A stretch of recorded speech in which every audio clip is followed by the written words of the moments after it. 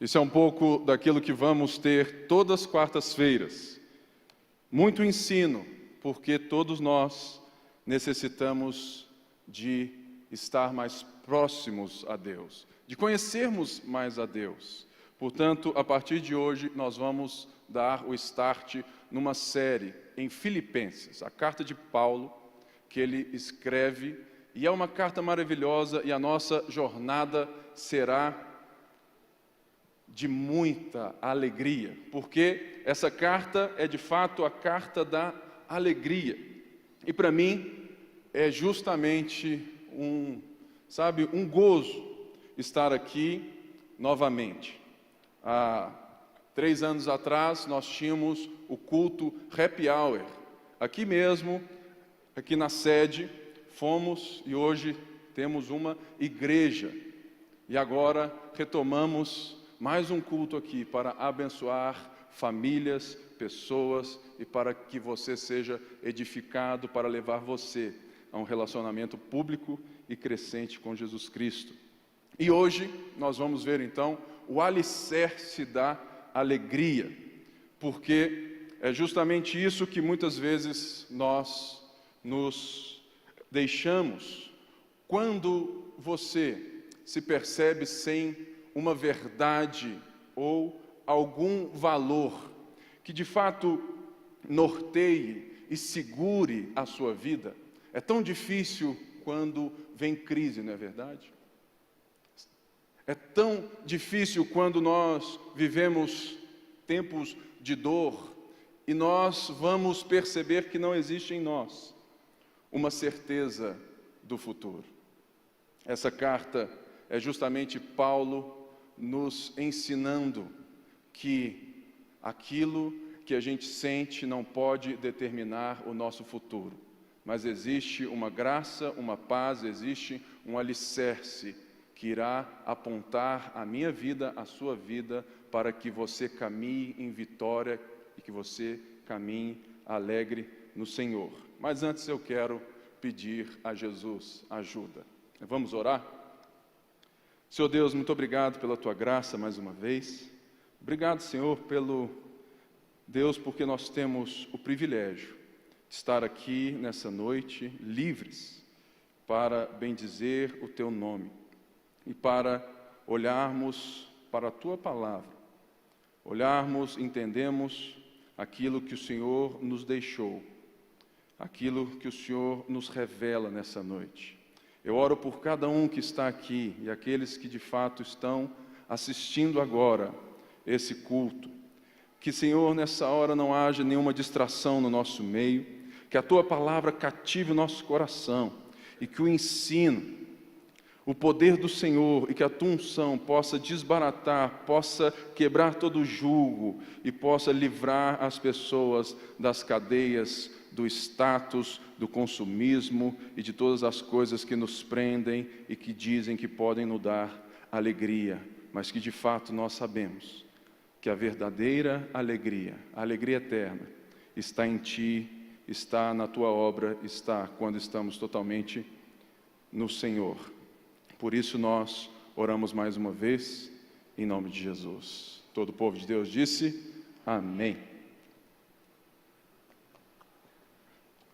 Essa carta de Paulo é a única carta que Paulo não escreveu dando ou de fato trazendo a um povo aquilo que a gente entende como algo que estava errado.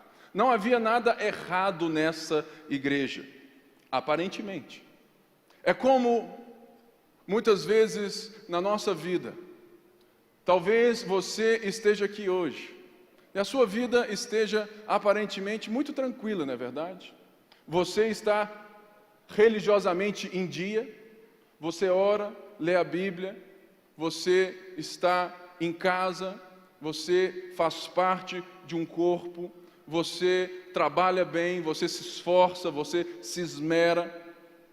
De alguma forma a sua vida está andando, não existe crise. Essa carta é uma carta para um povo que achava que estava tudo bem. Um povo que veio e estava em um sabe, diante de um povo. Essa carta é escrita para um povo que vivia dentro de uma mini-Roma. E nessa cidade havia riqueza, ela era um ponto central, ela era um ponto estratégico para a entrada da Europa. O povo que ali estava era bem de vida, tranquilo, talvez como muitos de nós vivemos nessa vida onde aparentemente está tudo tranquilo. Deus tem nos abençoado, meus filhos têm tudo, ou seja, está tudo religiosamente bem. O que Paulo quer ensinar é que um bom crente, muitas vezes, é inimigo de um crente maduro. Quando nós nivelamos a vida a partir daquilo que é bom, a partir daquilo que as circunstâncias dizem que é a ausência de qualquer crise, dor, sofrimento, muitas vezes a ausência de qualquer crise vai estagnar a nossa vida. Nós vamos ver que Paulo vai levar um povo a uma alegria eterna, porque Paulo está escrevendo para gerar maturidade nas pessoas. E essa série é justamente isso, para que você e eu venhamos a descobrir uma alegria que está além da circunstância. Porque, irmãos, a grande verdade é que nós todos temos tempos ruins, não é verdade? Todos nós temos dias de dor, e todos nós temos dias de vitórias, de festa. Isso faz parte da nossa história, faz parte da nossa estrada. E esse povo estava justamente em uma cidade que era um ponto comercial rico e aonde tinham os seus guardiões. Todos aqueles que já haviam estado no exército romano, veteranos, foram enviados para morar nessa cidade. Eles eram os guardiões da cultura romana.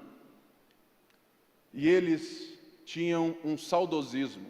Essa cidade, ela não tinha nada de errado em si, mas ela tinha um orgulho, uma vaidade, um saudosismo pelo passado. Ela tinha, talvez, aquilo que muitos aqui lembram lá na escola, quando você fez aquele,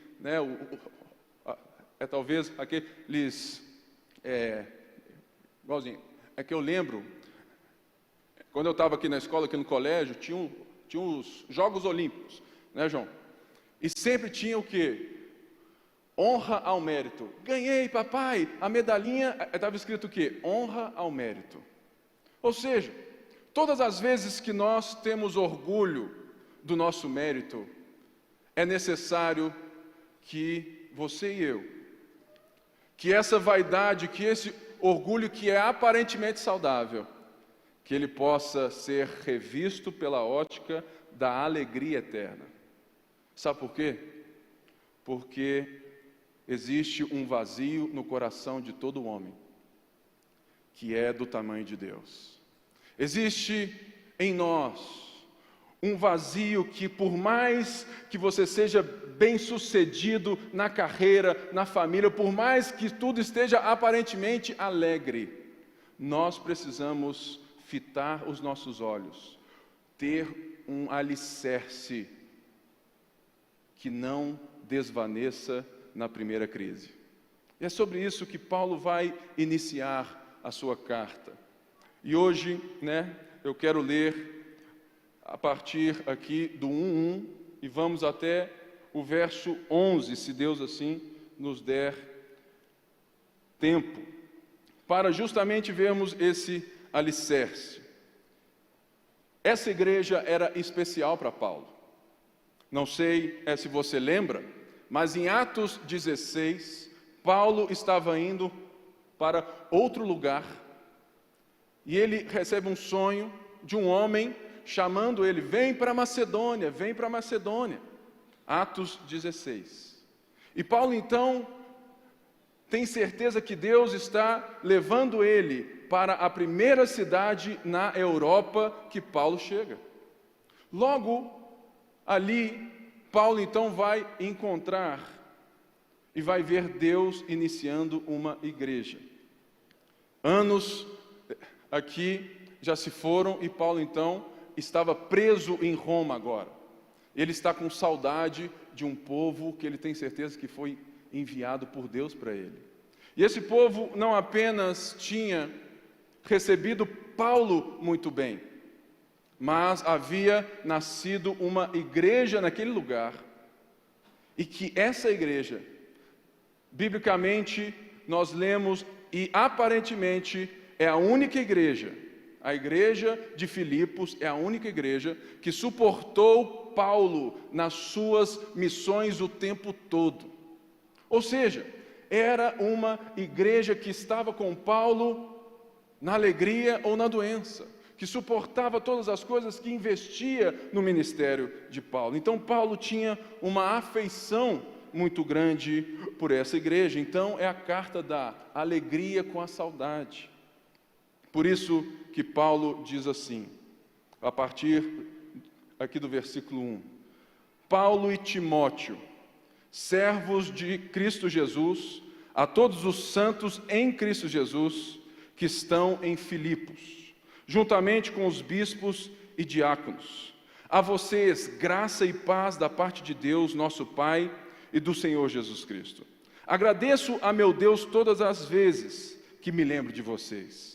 Em todas as minhas orações em favor de vocês, sempre oro com alegria por causa da cooperação que vocês têm dado ao Evangelho, desde o primeiro dia até agora.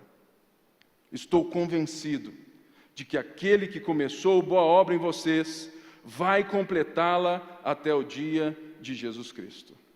Ou seja, Paulo aqui, ele é muito sábio em tudo aquilo que fala. E muitas vezes nós vamos ler muito rápido esse Paulo, Timóteo, servo de Jesus Cristo. Mas existe uma fala, um cuidado de Paulo, uma lógica na sua fala, quando Paulo diz, Paulo e Timóteo, servos de Jesus Cristo. Ou seja, em um povo, dentro de um lugar aonde a vaidade do mérito, do esforço, da riqueza, do eu posso, eu consigo, eu vou fazer, eu consegui, aonde havia esse saudosismo de vitórias de guerra, aonde um povo estava vendo todos os povos passando pelaquela cidade, havia riqueza, havia negócio, havia um sentimento de que nós somos bons. E esse sentimento é o sentimento semelhante que vai nos levar à derrocada na vida. É por isso que Paulo, o apóstolo que havia plantado essa igreja, alguém que tinha o que? Reconhecimento, mérito diante desse povo, ele ressalta, servos de Jesus Cristo. Ou seja, na lógica de Deus, na lógica de Cristo, o maior é aquele que serve. E na lógica que Paulo quer lembrar essa igreja e que deve nos lembrar e que deve mudar a maneira como você se relaciona com todas as pessoas, é justamente a lógica do servo. O próprio Senhor disse que aquele que quiser ser maior, seja aquele que sirva. Portanto, Paulo não joga qualquer coisa na sua carta. Ele intencionalmente, ele lembra, olha, vocês que têm muito apreço por mim, vocês que me consideram como o seu apóstolo, e de fato eu sou servo. E ele diz a quem essa carta foi escrita: a todos os santos.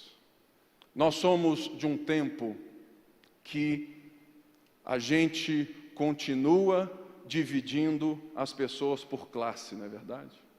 A gente continua a se ater e a dar valor às pessoas por aquilo que elas fazem. Muitas vezes, até mesmo nós pastores somos elevados a um nível que não nos pertence, justamente porque nós somos uma sociedade de valores consumistas. Logo, se eu tenho um dom que está se exaltando, está sendo visto, logo a sociedade quer me aplaudir. E de fato, não existe algo errado nisso, mas o coração que nos compele a aplaudir, a saudar as pessoas, no cristianismo, no nosso meio, nesse culto, na nossa vida, no nosso relacionamento, ele deve se resumir a uma condição que recebemos de Deus, de santos. Não sei, se você se lembra como que essa igreja nasceu. Justamente lá em Atos 16, Paulo então vai e chega lá, Paulo encontra com Lídia. Lídia era uma moça rica, que hoje certamente poderia ser dona de grandes lojas aí. E Paulo vê aquela mulher juntamente com outras mulheres buscando a Deus, mas buscando a Deus sem um rumo. E Paulo então apresenta o caminho, apresenta o Senhor, e essa mulher é salva pelo Senhor. Logo, depois vemos que havia uma endemoniada, que ficava andando atrás de Paulo, falando: esses homens são servos do Deus Altíssimo, esses homens servem ao Deus Altíssimo. E essa mulher era motivo de lucro, estava sendo usada para ser fonte de riqueza para alguns. E Paulo, ele vem e ele expulsa o demônio dessa mulher, e Deus salva essa mulher. Logo, temos uma empresária e uma endemoniada. Paulo é preso. E ele canta na prisão. E de repente, um terremoto vem, as coisas todas se abrem, as portas se abrem, tudo está pronto. Paulo pode sair fora, Paulo pode ir embora. O que acontece? Paulo permanece. O carcereiro falou assim: ferrou, estou sem emprego, perdi tudo. E lembrando, um carcereiro era um cidadão romano, um homem legítimo, de status na sociedade. Não era alguém que muitas vezes no nosso tempo, vive mal, recebe pouco. Era um homem que tinha a sua vida tranquila.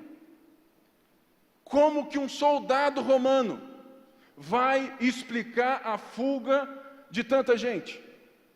E de repente Paulo fica lá e fala assim: não se mata não, a gente está aqui. E é dessa história que nós vamos lembrar que Deus salvou não somente aquele homem, mas salvou toda a sua família. Ou seja, todos. Por quê? Porque Paulo está escrevendo a uma igreja que não existe divisão racial, econômica. Ou seja, a nossa igreja, os nossos relacionamentos, aquilo que está debaixo da vida que nós vivemos juntos, não pode ser dividida, não pode, de alguma maneira ser vista pelas lentes sociais que quebram e que muitas vezes dão valor a mais ou a menos alguém. Nós estamos vivendo dias de opostos, não é verdade? A turma da esquerda com a turma da direita.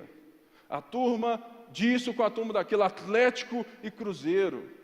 Coitado do América, nem entra na disputa.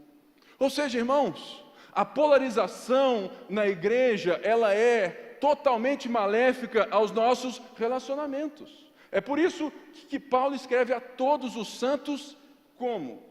Em Cristo Jesus. Todas as vezes nas cartas de Paulo, que você vê em Cristo, você percebe que as nossas relações, o nosso status de santo, não confere aquilo que você fez, mas aquilo que você recebeu.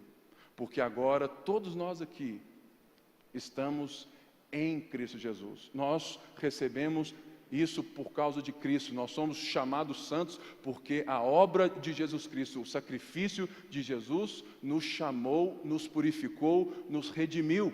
E por isso agora somos filhos.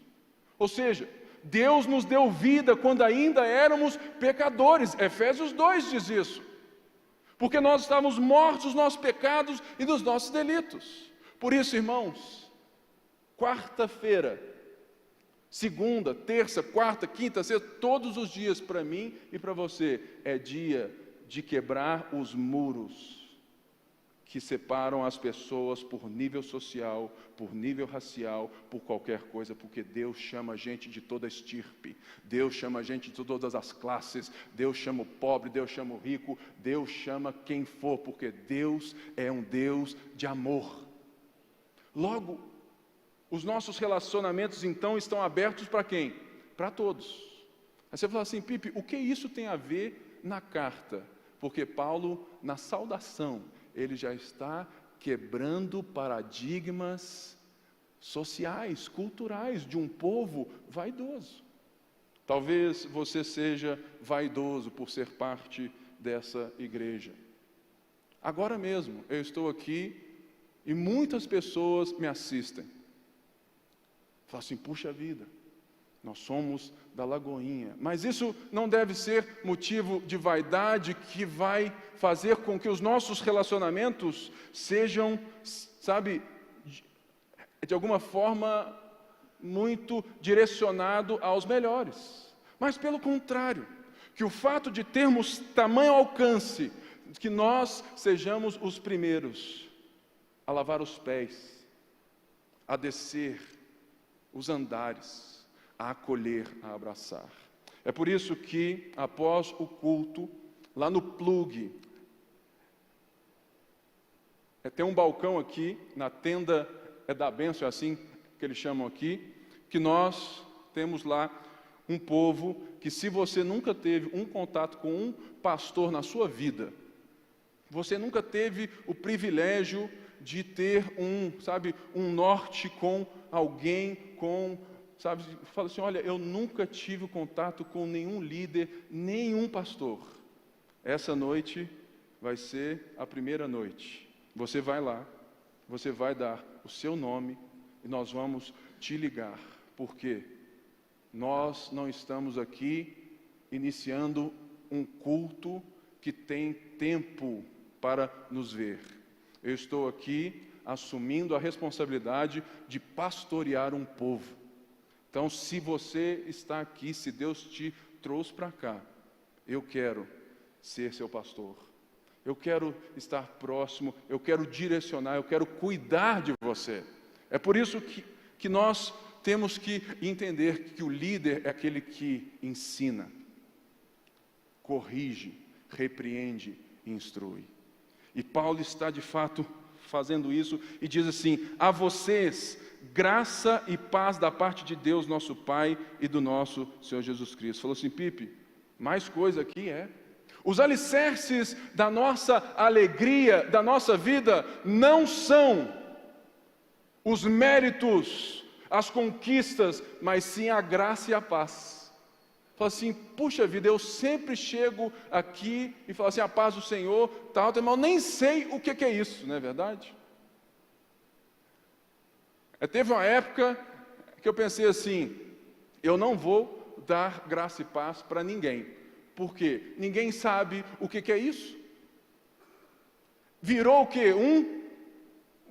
Uma frase sem sentido. Mas eu quero explicar o que Paulo estava deixando a partir dessa saudação. Graça é porque os relacionamentos do servo que é maior e do chamado de Deus a todos é feito pela graça. A graça não é oposto, de nada mais senão do mérito. É por isso que Paulo estrategicamente, inteligentemente, sauda todos os seus irmãos com a graça e com a paz, porque aí está o alicerce de uma vida alegre.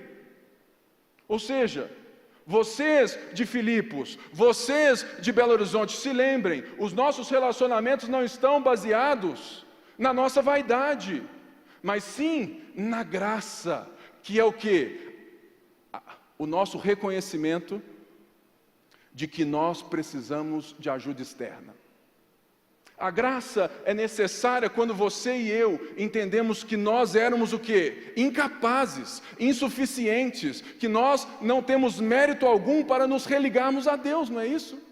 É por isso que faz todo sentido, nesse mundo corrupto, do qual nós somos testemunhas oculares, de que Deus venha, e se torne carne e osso, a ponto de João dizer, o Verbo se fez carne e tabernaculou entre nós, ou seja, a presença de Deus apareceu real, visível, lógica, tangível. Paulo diz em outra carta que ele é a imagem do Deus invisível. Ou seja, Jesus vem, Jesus nasce justamente porque o cristianismo, nós estamos aqui reconhecendo que a nossa salvação, que não existe em nós qualquer mérito, por mais que você possa ser um grande empresário, um grande artista, você é incapaz de resolver a separação que houve entre o homem e Deus. Por isso, nós precisamos de um Salvador. Por isso, graça.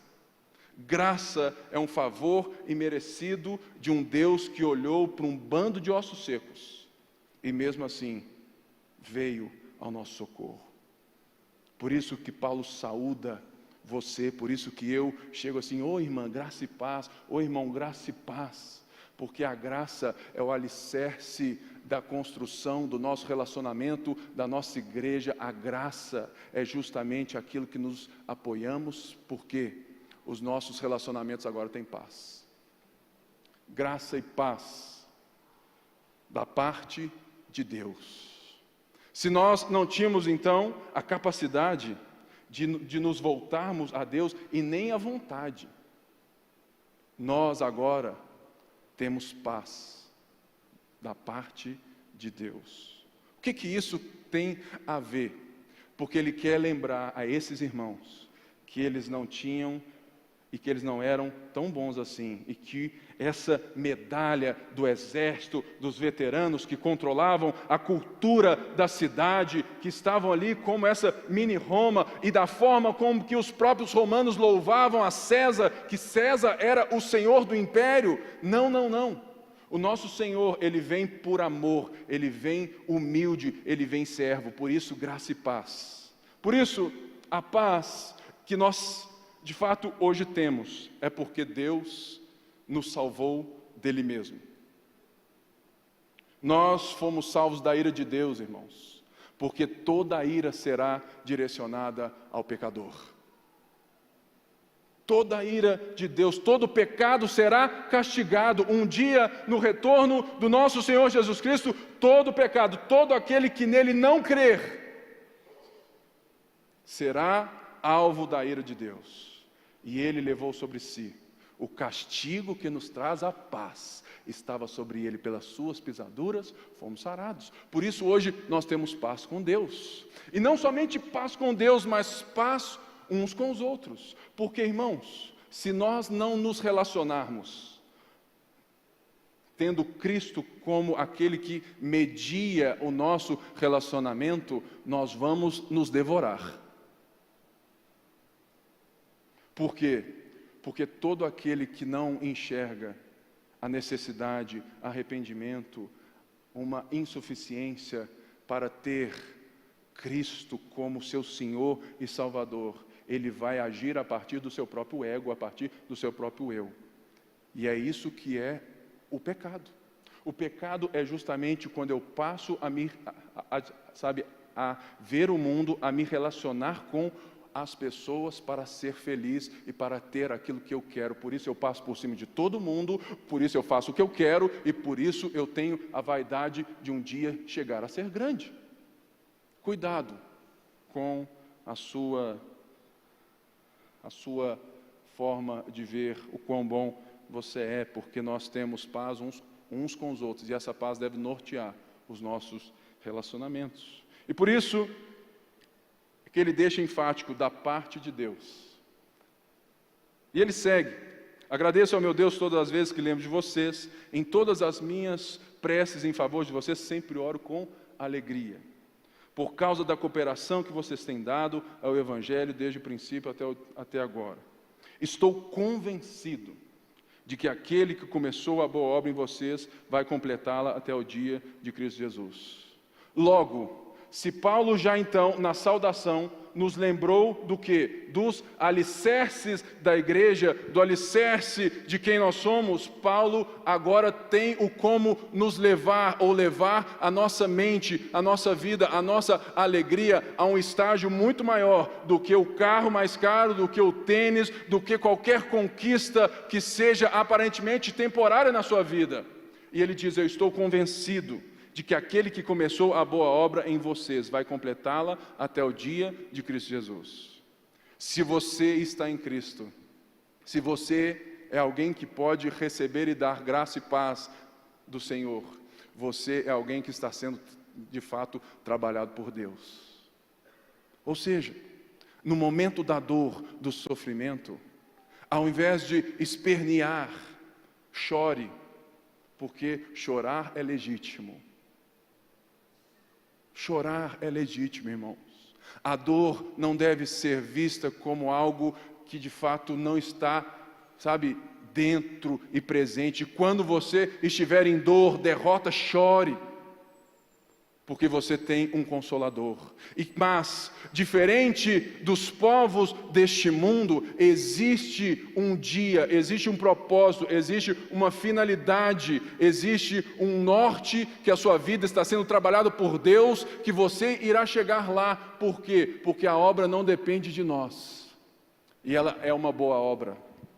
Por isso, Paulo está levando essa igreja e a nós hoje a entendermos a alegria maior ou diferente, e não só como o contrário da dor, porque a crise, a perca, ela se torna uma leve tribulação, porque Cristo está nos conduzindo num caminho, numa boa obra. E por mais que a coisa esteja apertada, eu quero que você feche os seus olhos e saiba que Jesus está conduzindo você, porque Ele te chamou por graça, Ele te deu paz com Deus e paz uns com os outros, Ele chama gente de todo esse tipo, de todos os santos, e Ele está conduzindo você para o dia de Cristo Jesus. Por isso, é necessário que haja uma reflexão. Qual que é hoje, aqui, o maior templo religioso de Belo Horizonte? Qual que é o maior templo religioso de Belo Horizonte? Aí você pensou aí, igreja de Lourdes, do mais universal. Nenhuma igreja.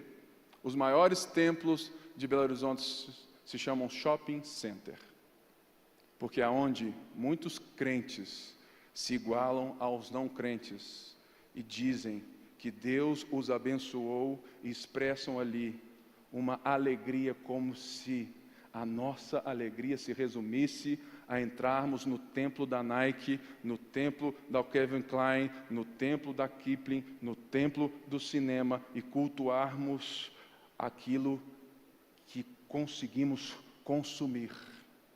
Ou muitas vezes o seu emprego. Gente, quantas vezes vocês já não viram e ouviram, até mesmo nós falamos: se eu tivesse emprego, se eu conseguir esse marido, se eu conseguir essa esposa, minha vida está resolvida. Não é assim? Não é assim. Existe uma obra eterna, um olhar do porvir, uma esperança que vai mostrar que toda experiência alegre também, assim como a dor, ela é pequena perto da alegria de saber que existe um Deus que cuida de nós. Porque a obra é dele, e Ele vai completá-la. E esse é o nosso alvo, até o dia de Cristo Jesus. Que dia é esse, irmãos? É o dia que não haverá mais dor, choro. É o dia onde ninguém vai mais passar por cima de ninguém. É onde os nossos relacionamentos serão perfeitos, aonde o amor prevalecerá. Quantos aqui estão ansiando alegremente por esse dia? Porque nós temos que, de fato, viver com isso em mente. E mediante essa certeza de Paulo então vai entrar e vai, de fato, fazer aquilo que não existe distância capaz de dividir. Paulo vai orar. Orar é quando justamente a igreja pode se unir como se ela de fato estivesse toda no mesmo lugar. Porque quando você tem saudade, que era aquilo que Paulo sentia, desses irmãos, Paulo estava preso em Roma. Ele não tinha nem como pensar em sair, e ele escreve a carta da alegria. E ele usa aquilo que eu e você podemos usar e devemos usar muito mais quando nós temos saudade de Jesus.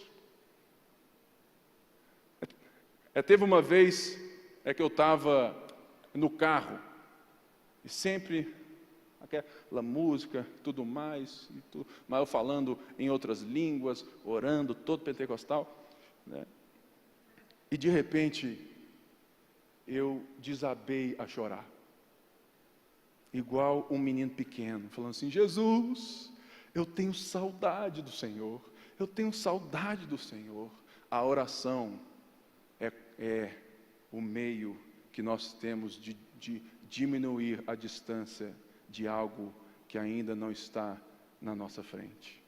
Por isso Paulo ora e diz assim a partir aqui do versículo 7: é justo que eu assim me sinta a respeito de todos vocês, uma vez que tenho em meu coração, pois quer nas correntes que me prendem, quer defendendo e confirmando o Evangelho, todos vocês participam comigo da graça de Deus. Deus é minha testemunha de como tenho saudade de vocês, com a profunda afeição de Cristo Jesus. Esta é a minha oração. Que o amor de vocês aumente cada vez mais em conhecimento e em toda percepção, para discernirem o que é melhor, a fim de serem puros e irrepreensíveis até o dia de Cristo, cheios do fruto da justiça, fruto que vem por meio de Jesus Cristo, para a glória e louvor de Deus. Paulo não tinha como ir até eles. Ele manda uma carta cheia de afeto e de oração. A oração une as pessoas, até mesmo aquelas que não querem se unir a nós. Se existe algo tão forte que pode unir você àqueles que te machucaram, ou aqueles que você de fato fez algo contra eles, se existe algo que une você e a sua esposa, você e seus filhos, é sim também todos os tipos de relacionamento, mas existe um relacionamento que Paulo nos ensina que a distância não pode conter e que nós devemos de fato praticar todos os dias, em todos os tempos, a oração. E olha o que Paulo ora. Paulo ora para que o amor aumente. Mas ele cita as duas coisas que ele quer que sejam aquilo que vai catalisar o aumento exponencial do amor. O primeiro é conhecimento. Muitas pessoas acham que amar é um sentimento. E de fato, todos nós temos sempre que entender que somos seres integrais. Logo, faz parte do amar sentir. Faz parte do odiar sentir também. Faz parte do choro sentir. Faz parte da dor sentir. Mas esse amor que Paulo diz que quer que eles cresçam é justamente o conhecimento, no termo que Paulo está dizendo, o conhecimento de Deus. Eu quero que vocês amem mais porque vocês precisam conhecer mais a Deus. Se hoje, nessa noite, aqui ou em casa, se eu lhes perguntar, quem aqui lê a Bíblia todo dia? Quem aqui estuda? Quem aqui tem fome por conhecimento de Deus? Talvez a nossa resposta demonstre o nosso sentimentalismo exacerbado e que muitas vezes nos desvia da fé porque não conhecemos a Deus. Muitas pessoas dizem que ensino não serve para nada, que livros sobre Deus, doutrina, muitas pessoas dizem que a teologia não serve para nada. De fato, irmãos, a teologia ela não serve para nada quando ela não serve a ninguém. Quando ela não serve à igreja, ela não serve para nada, porque nós então somos um bando de gente cheio de informação e não conhecimento na cabeça, presos nas nossas torres, nos nossos próprios impérios intelectuais. Sim, esse conhecimento não serve para nada, mas não quer dizer que o conhecimento não sirva para nada. Por outro lado, nós temos um povo que rejeita a teologia. Ah não, esse negócio esfria, a letra mata, nem sabe o que quer dizer o próprio verso da letra mata. Irmãos, para que o amor cresça, você precisa estar com os olhos fitos na revelação e na ação de Deus nas Escrituras. Nós cremos que a Bíblia é a palavra de Deus. Por isso, se você quer amar mais a Deus, você tem que conhecê-lo mais. É por isso que o centro de um culto, o centro dessa quarta-feira é a palavra. Para que você seja transformado em conhecimento, para que você cresça e para que você ame mais. O conhecimento não é um homem no palito e um cérebro grandão, não. Isso é um bando de informação. O conhecimento, ele gera transformação, ele tem que descer para o coração. Tem uma frase de um santo, que eu gosto muito dele, Santo Agostinho.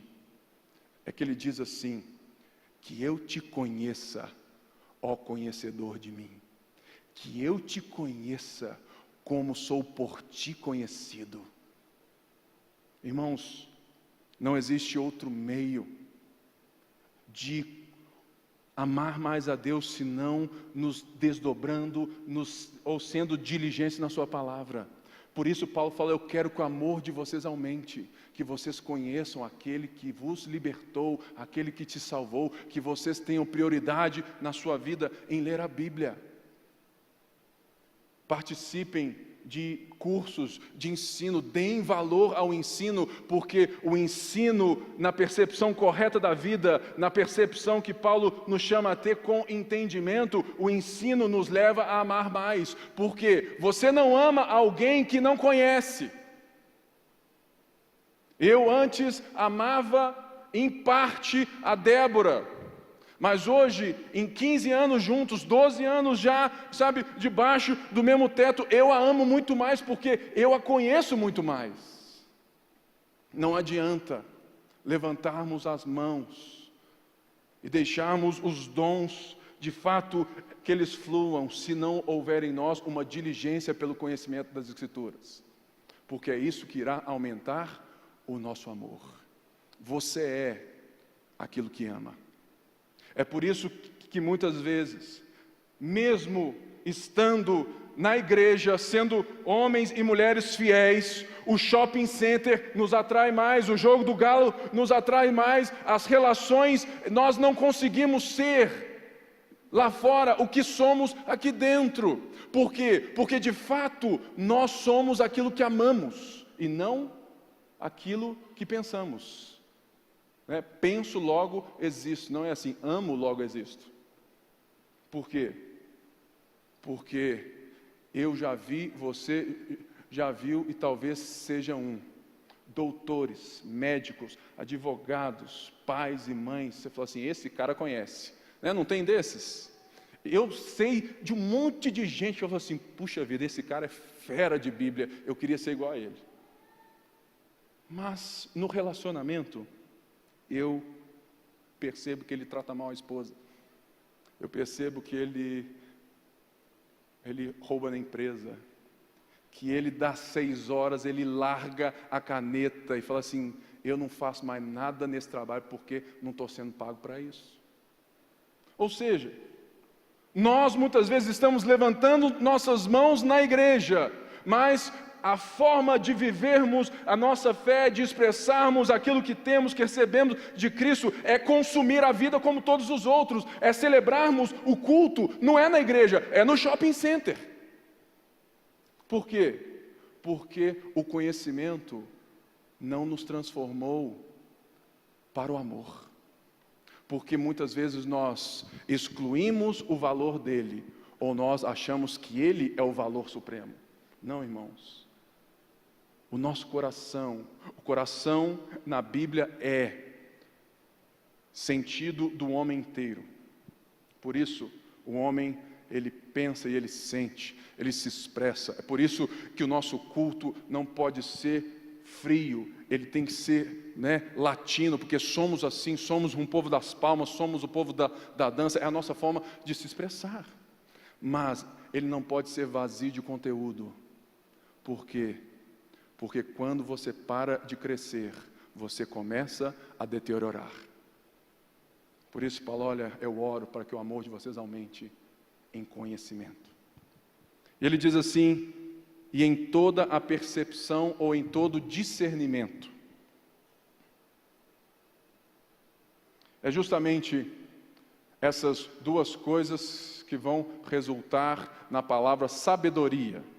Discernimento é a nossa forma e capacidade de aprendermos algo, guardarmos algo, sermos transformados nisso e aplicarmos isso na nossa vida, nas nossas formas de nos relacionar de pronto.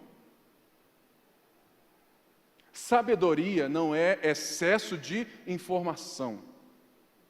Quantos médicos que eu já vi, quantos homens cheios da grana, empresários que o mundo aplaude, que na sua vida são homens depravados, que são totalmente derrotados em casa, que não conseguem ligar lé com cré, não conseguem saber e pegar aquilo que eles têm para desembocar no viver do dia a dia. Isso é percepção. A percepção é quando nós temos a capacidade de falar assim, opa, eu agora estou mais ciente de quem Deus é, de quem eu sou, daquilo que Deus valoriza. Opa, eu sou capaz de fazer o quê? Uma autorreflexão. Se antes mentia, não minto mais. Ou seja, será que nós temos a percepção que Paulo chama e ora para que esse amor em nós cresça? E por que Paulo escreve isso? Para que a vaidade vá embora.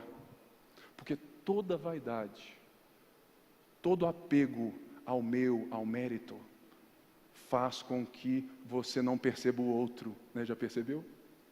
Todas as vezes que eu me acho melhor, eu diminuo o outro. Por isso que para crescermos em amor é necessário que eu perceba as coisas e perceba as pessoas como eu percebo a Deus e Deus me percebe. O homem criado à imagem e semelhança é justamente aquele que é consciente da sua existência e é capaz de refletir e de mudar. Ou seja, Deus está numa obra. Deus está em cada um de nós fazendo essa bela obra.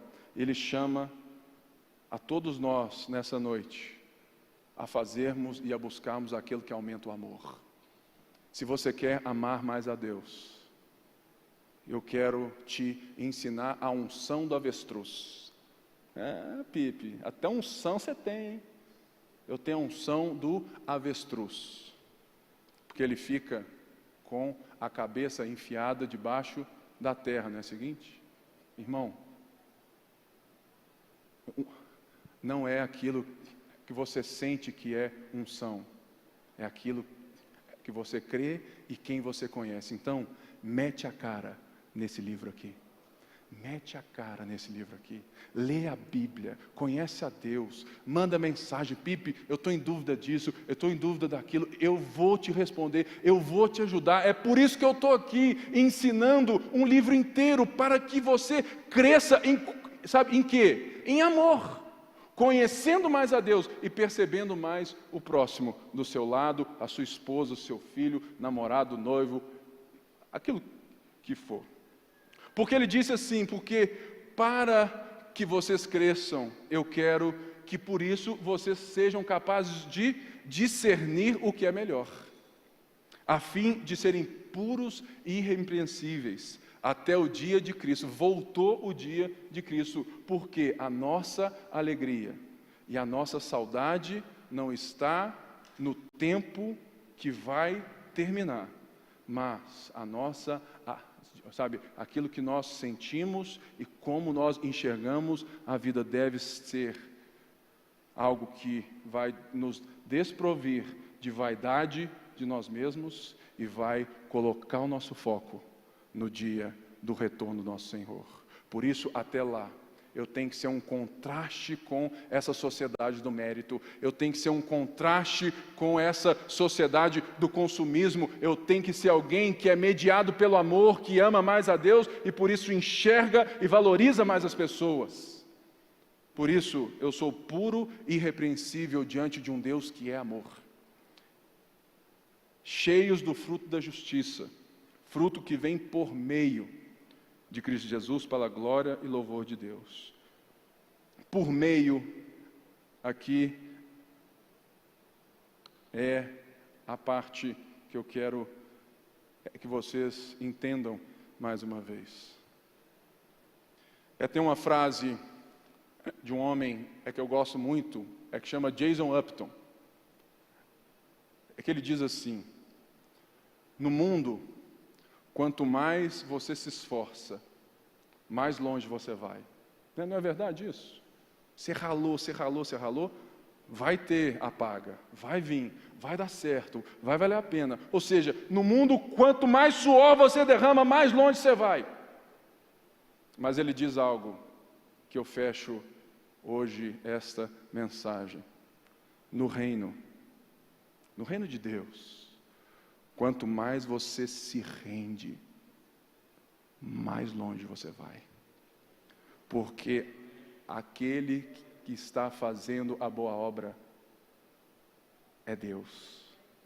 E nós estamos em Jesus Cristo, e por meio de Jesus Cristo, nós estamos seguindo, nós estamos avançando em amor, em relacionamento, e vamos crescer como igreja. Isso aqui é apenas a primeira parte dessa carta. Por isso, você não pode faltar na próxima quarta, e você tem uma responsabilidade, de trazer mais 5. Mas eu quero dar agora a chance, de uma forma bem simples aqui. Nós somos uma igreja, nós somos família. Existe alguém aqui que está aqui hoje e que hoje quer assumir um compromisso real com o Senhor Jesus Cristo? Existe alguém aqui que quer aceitar Jesus e quer iniciar essa boa obra? Existe alguém aqui que se viu na pregação totalmente longe e quer se reconciliar com Cristo? Eu peço apenas assim, de uma forma bem tranquila, levante a sua mão, que eu quero orar por você. Alguém que quer reconhecer Jesus como Senhor e Salvador. Alguém que quer ajuda do pastor, da equipe, ajuda da igreja. Só faz assim para mim, que eu quero abraçar você. Existe alguém? Talvez em casa você esteja aí levantando a mão. E você fala assim: puxa vida, eu queria estar lá. Então, na próxima quarta-feira, eu quero te convidar a vir ao nosso culto, e você vai me procurar. E fala assim: Pipe, eu estava vendo você, ouvi tudo aquilo que Deus me falou, e eu quero Jesus na minha vida.